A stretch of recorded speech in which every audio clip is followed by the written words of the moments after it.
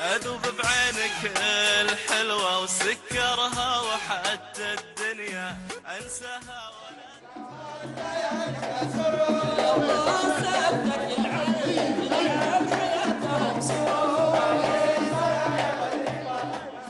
الله يوفق ان شاء الله. ما في موقف طريف او شيء مع الكابتن نايف؟ نايف عزازي ولدي يحبه كثير، والمواقف بيني وبينه ما في الا كل خير، واحنا نتمنى له التوفيق في اي مكان. والله بالعكس، يعني الاستاذ اسعد عبد الكريم يعني من خيرة الناس اللي عرفتهم في نادي الاتحاد، ووالد لي كان وناصح، وكان اخ كبير لي كلاعب وكلاعبين يعني في نادي الاتحاد. فاليوم طبعا شرف كبير لي حضوره لي في اليوم الجميل هذا.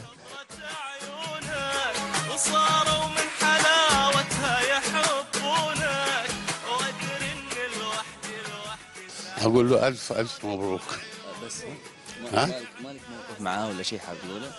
والله موقف معاه كنت اتمناه يكون اتحاد.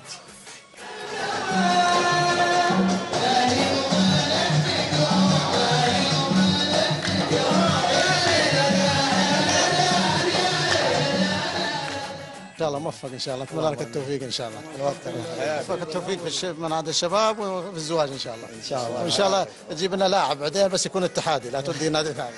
ان شاء الله. تبي يلعب المباراه الجايه ولا لا؟ لا لانه عزيز علي ما ابغى يجيب هدف فيه. تسعد احساسي بهالغيره، واحس اني لقلبك موطن وديره.